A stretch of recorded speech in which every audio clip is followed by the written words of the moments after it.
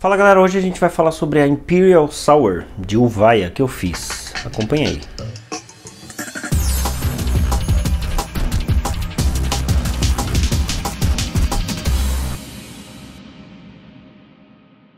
Vamos começar diferente dessa vez. Eu vou começar servindo, que eu já estou bebendo. Começar servindo, a gente vai falar sobre a cerveja, depois a gente fala como eu fiz.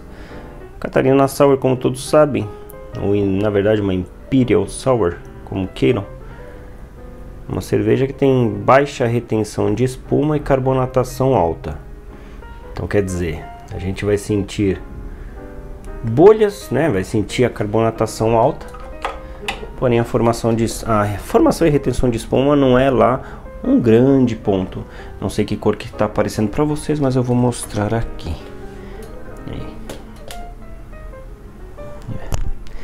Seria legal se pegasse a cor dela, né? Aí, ó, essa cor aqui, ó. Então, um amarelinho bem claro. Eu sei que contra a luz e aqui o cenário não ajuda tanto, mas enfim, vocês viram aí, de repente vocês estão vendo um laranja, que é a cor que eu estou vendo aqui assim, tá? Mas ela tá um amarelo bem claro. Inverti o lado, que eu sei que esse lado aqui fica mais favorável. Vocês estavam vendo uma cerveja verde quase, né? Com um canto amarelo e outro verde. Bom, mas agora vocês estão vendo a cor mais próxima mesmo dela. Então é uma cerveja que ela tem uma alta carbonatação, é o estilo dela mesmo, então tem que sentir uma carbonatação excessiva ali, né, pesada, que é para dar refrescância. Ela é uma cerveja bem leve, um teor alcoólico deveria ser baixo, mas como eu fiz uma Imperial, subi um pouco o teor alcoólico, deve estar beirando ali os 7,2, creio eu. Então ela ficou um pouquinho mais pesada que uma Catarina Sour mesmo. Aí eu tive que corrigir também o amargor, quer dizer, subiu o amargor para ficar mais equilibrada, e eu consegui isso. Bom, mas vamos falar sobre a cerveja. Aqui no aroma eu sinto muita uvaia. Uvaia é uma fruta que eu não conhecia, lembra acerola, né? Um pouquinho de acerola. Laranja, tangerina, é um cítrico, só que ela é bem ácida, então com a cerveja que já é ácida, eu cheguei em 3,3 eu acho de pH, vocês vão ver no vídeo aí, daqui a pouquinho eu já falo. E ainda adicionando essa fruta, fica com uma sensação mais ácida, né? Então a real é essa. Não medi o pH dela depois que eu coloquei a fruta, na cerveja final também eu não medi, mas a impressão no paladar é que ficou mais ácida do que o mosto ali em 3,3, tá? Tudo bem que o mosto tinha um pouco de açúcar ainda, e aí vai, que foi consumido pelas leveduras. Então no aroma eu sinto bastante cítrico, né? É uvaia pura mesmo. Eu usei, acho que tinha uns 3 quilos, tá no vídeo também aí, mas tinha uns 3 quilos para 60 litros, coloquei 60 litros aqui no fermentador. No paladar a gente segue aí o aroma, muito cítrico, ela está extremamente carbonatada, o corpo dela ficou baixo, mas não tão seca, tem um residualzinho ali, bem leve,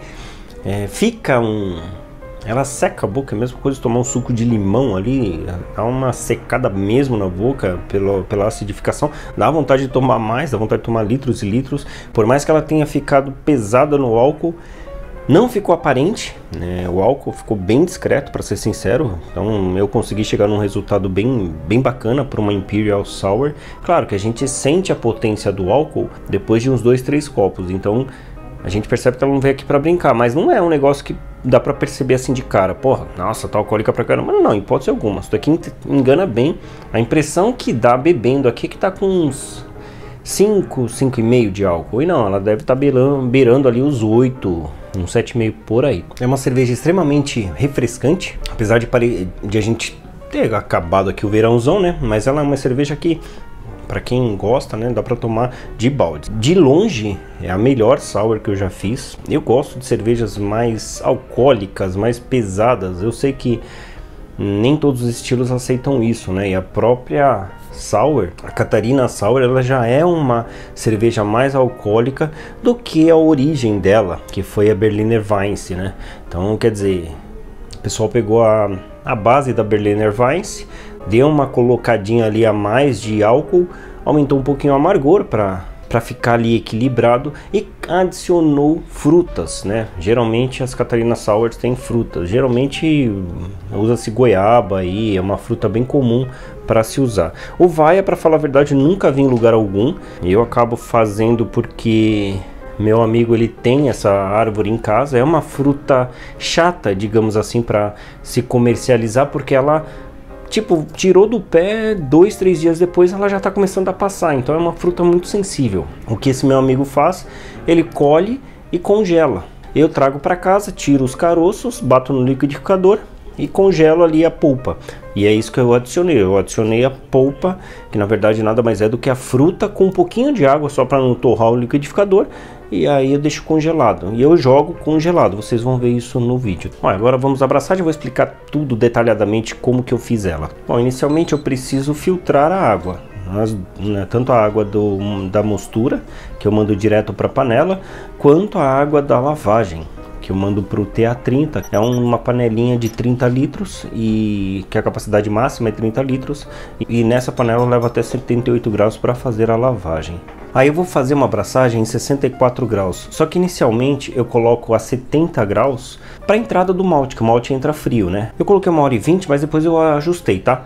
Porque na verdade assim, na hora que bate os 70 graus, eu arrio os maltes, e aí sim eu começo a abraçagem. Então, depois que eu já misturei, que já atingi a temperatura correta, aí sim que eu começo o contador, tá? Então, se 1h20 aí tá só de alegre. E aí eu já ligo a resistência, a gente acompanha na panela mesmo, que ela fica com uma luzinha acesa.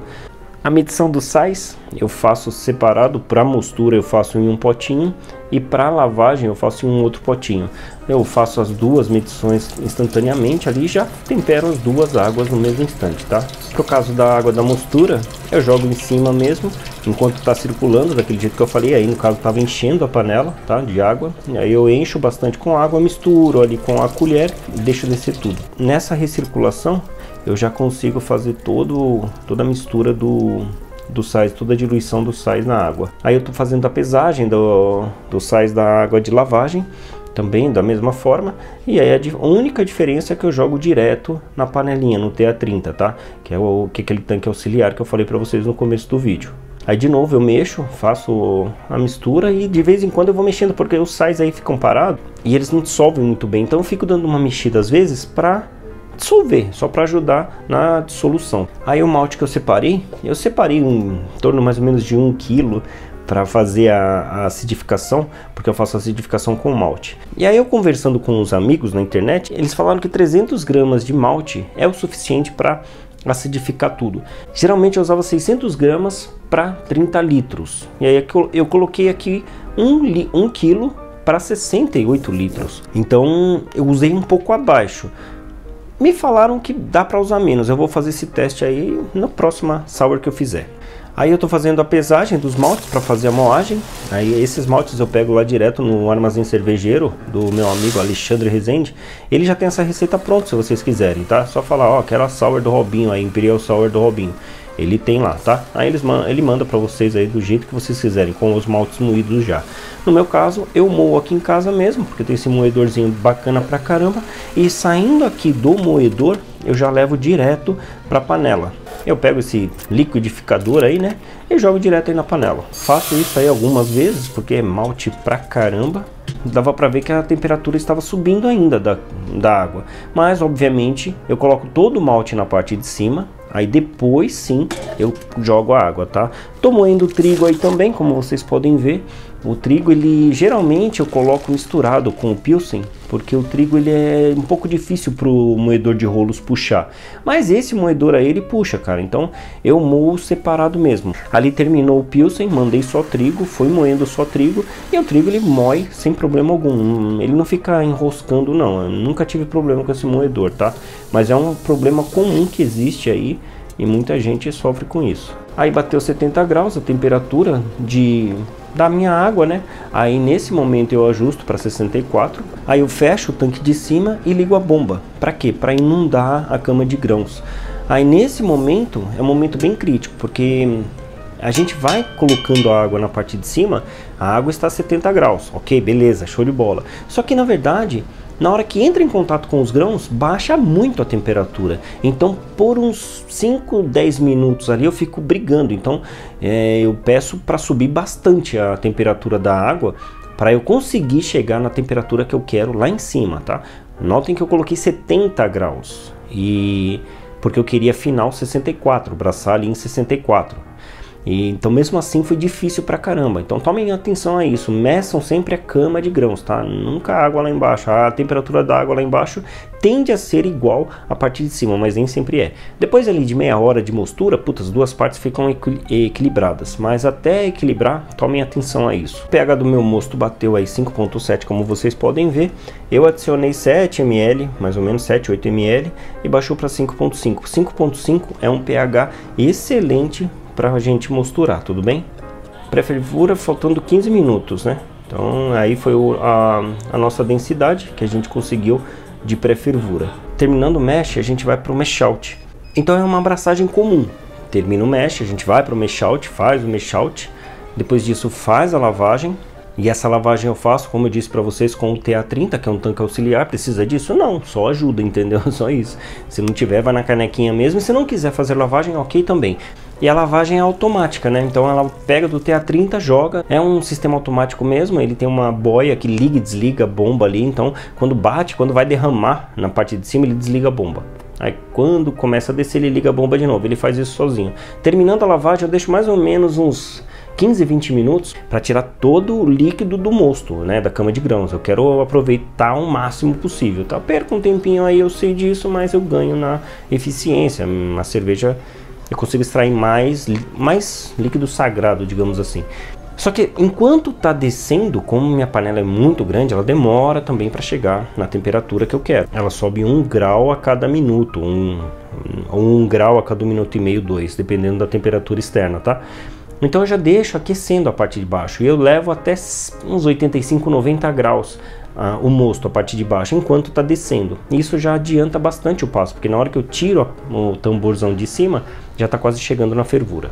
Por falar em fervura, a fervura eu fiz aí, porque são duas fervuras. A primeira fervura eu fiz aí em torno de uns 20 minutos, mais ou menos, tá? Para esterilizar o mosto, para tirar todas as impurezas que tem e os micro-organismos que estão lá dentro, tudo bem? Que sobreviveram aí o mesh out, digamos assim. E também para esterilizar o chiller, né? Eu uso chiller de placas e eu faço resfriamento com o chiller de placas mesmo, vocês vão ver. Para isso eu saio com o mosto fervendo, passo pelo chiller e volto para a panela e fico numa circulação contínua aí, tudo bem? Nessa circulação eu entro com a água fria, a água em temperatura ambiente aqui que é da torneira, e essa água eu já guardo para lavar o equipamento. Essa água que passa, ela baixa a temperatura, e aí que a gente entra com a fase 2 da cerveja, que é a parte de acidificação. Na parte de acidificação eu vou deixar por X horas 45 graus, e aí o que vai acidificar o mosto? São os grãos, aquele 1 kg de grãos que eu separei. Aí eu coloco dentro do meu Hop Spider. Vocês podem colocar dentro de uma bag, dentro de um cesto, se for uma single vessel, a chinesa lá que eu tinha. Dá pra colocar dentro de daqueles, não sei o nome daquilo, mas aqueles cestinhos que coloca lúpulo para fazer dry hopping também dá pra fazer. O grão tem que entrar em contato com o mosto para acidificar. É na casca do grão que tem o que a gente procura, tá? E o grão não pode ser moído, tem que ser ele inteiro. Vocês vão ver aí que ele fica inteiro. Vai deixar mais ou menos umas 36 horas até atingir um pH que, na minha opinião, seja no mínimo, quer dizer, o ponto mais alto dele, 3.6 de pH. Quanto mais baixo, mais interessante é a sour, na minha opinião. Mas tem gente que não gosta de sour muito acidificada. Então nesse caso, para ali em 3.5, 3.6 que vocês vão curtir com certeza. Se você quiser um pouquinho mais pesada, 3.4, 3.3. E se vocês quiserem praticamente aquele negócio que, né, bem ácido mesmo, 3.2. Porém, eu nunca consegui chegar a 3.2. Tem algumas formas de acidificar. Uma delas é o malte, que é a que eu prefiro, mas dá para fazer com ácido lático também, fica menos complexo, o resultado no final fica bem menos complexo. Eu não vejo graça, mas assim, dá para fazer, ok. Dá para fazer também com Yakult, aí pode usar aquele Yakult 40, que é para os quarentões da vida aí, né? Aquele ali tem uma quantidade maior de lactobacilos, então é ok. Mas dá para fazer com o comum também, e dá para inocular lactobacilos. A Levitec, se eu não me engano, deve ter outras também aí, elas comercializam um sachê ali com lactobacillus, então você põe aquilo ali. É o melhor cenário de todos, na minha opinião, mas custa caro, mais caro do que um malte, né? E o resultado fica mais equilibrado, mais consistente. Então assim, por exemplo, não vai ter uma diferença muito absurda de uma cerveja para outra. No grão não. Tem um resultado, uma fica mais acidificada do que a outra, uma traz uma complexidade maior do que a outra, dá para perceber no grão mesmo assim, porque vai depender do grão em si, dá para perceber a diferença. E os grãos, qualquer grão que for base aí, mas algum que tenha casca assim, então pode ser o Malt Pilsen, Malt Pale, acho que vai funcionar também. Eu uso o Pilsen, que é o mais barato e vai atender 100% bem. O importante de tudo isso aí é a gente isolar o mosto. Então a gente vai colocar ali a parte para acidificar, vai colocar o malte, vai cobrir com papel filme, que eu usei o papel filme, e vou adicionar CO2. Para que serve o CO2? O CO2 ele vai fazer uma cama de proteção em cima do mosto, porque alguns micro-organismos se proliferam com um contato com oxigênio. Então a gente joga o CO2 para tentar diminuir o contato com o oxigênio, tá? Porque a gente não quer outros micro-organismos, a gente só quer o que tá ali na casca do malte, tá? E que eles sim se espalham, se proliferam com CO2. Então, ótimo, a gente faz essa cama para isso, para proteger, porque senão pode juntar fungo também, aí é outra pegada, entendeu? Tem que ter esse cuidado, tudo bem? Se não tiver CO2, ok, beleza, também não é nada agravante assim, mas se tiver, é mais interessante fazer essa cama. Vedo bem isso, e aí no meu caso eu deixei 48 horas ou mais para atingir o pH que eu queria. Ah, vocês notaram também que eu joguei um pouco de ácido lático. Por quê?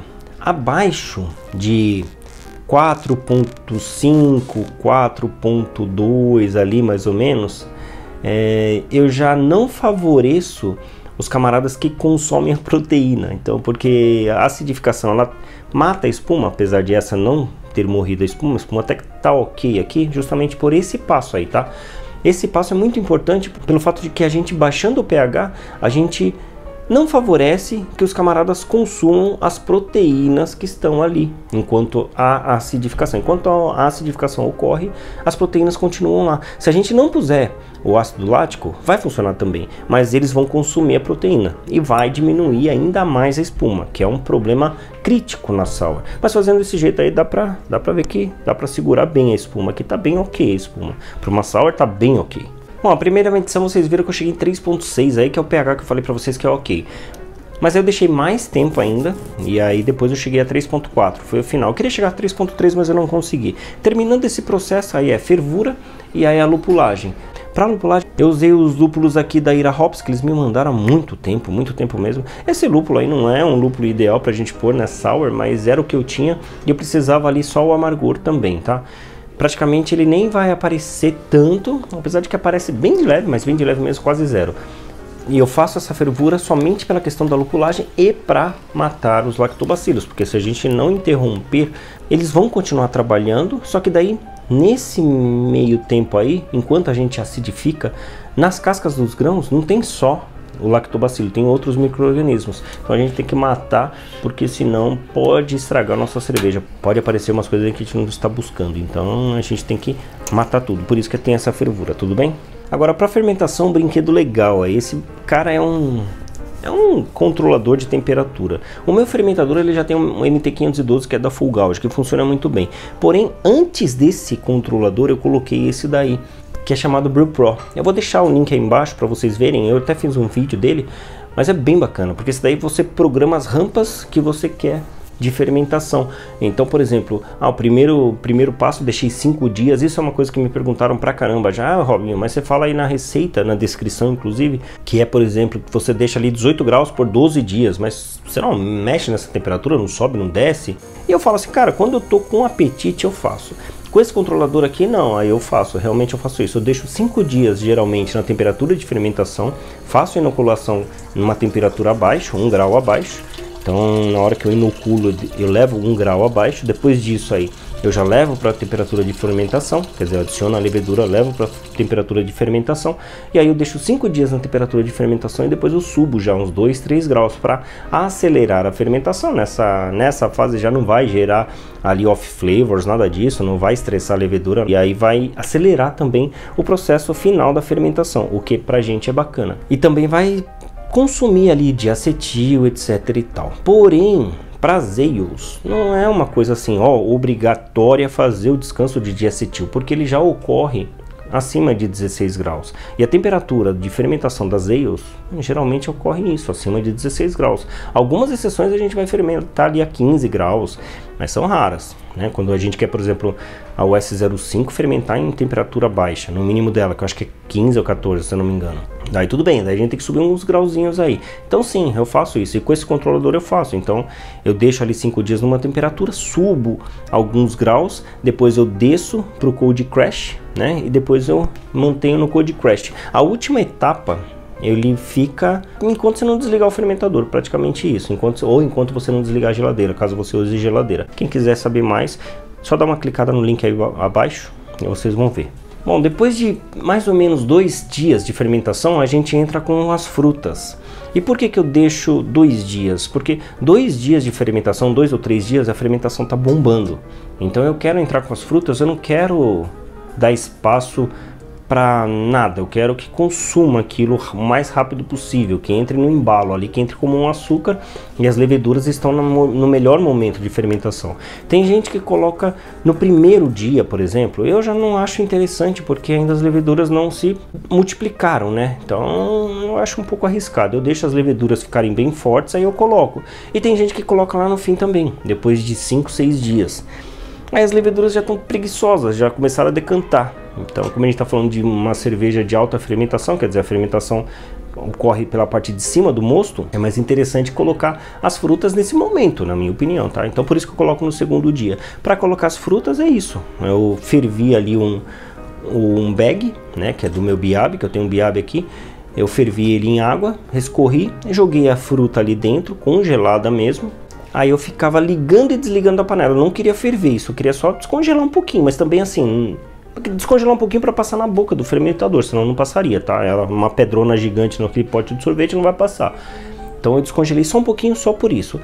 Aí eu amarrei no próprio spray ball, inclusive está amarrado até agora. Uma cerveja que já está há 14 dias, deixei a fruta lá dentro, está em contato com a cerveja ainda. Vou tirar, não é interessante deixar aí, tá? Preguiça total, não tirei, mas eu vou tirar hoje, inclusive. Então a fruta ficou em contato mais ou menos uns 15 dias. Faz uns 15 dias que eu coloquei a fruta. Bom, galera, hoje o vídeo começou ao contrário, mas o resultado foi o mesmo.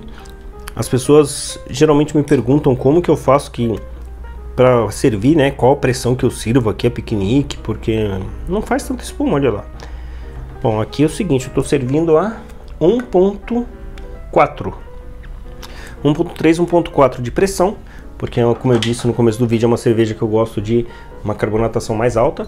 Eu uso aqui um tubo de 532, então esse tubinho aqui é um tubo Demifit de 532 e a torneira piquenique, tá? Dá pra fazer isso daqui sem os tubos Demifits que custam caro pra caramba? Dá pra fazer, pô, dá pra usar aqueles tubos azuis lá. Eu não curto, mas assim, não é nada crítico, entendeu? Eu prefiro os tubos Demifits, porque daí é mais fácil para limpar também, dá pra ver como que tá por dentro, etc e tal. Mas enfim, é um tubo 532, não sei se você colocar na internet tubo 532 Demifit, você vai encontrar. Ele tem mais ou menos 1,20 m, mas ele funciona com 1 metro tranquilamente, tá? Eu uso 1,20 m porque ele dá mais conforto pra gente tirar a cerveja, senão a gente ia ficar meio pra baixo assim, beleza? Bom, galera, é isso aí. Muito obrigado por assistir. Eu vou continuar com a minha sourzinha, ficou sensacional. Copiem, sem medo. E se quiserem arriscar com 300 gramas de malte, arrisquem e me avisem aí. Tem um amigo que arriscou e falou que deu certo. Então, não acreditar nele, beleza? Tamo junto. Cheers. Esse azedinho é bom demais. Tem galera que fala que não é cerveja sour. Se liga, rapaz.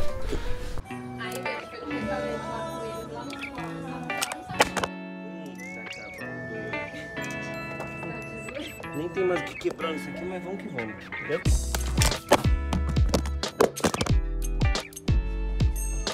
Fervura e aí a lupulagem. Pra lupular... Oh, caralho. Para lupulagem eu usei um malte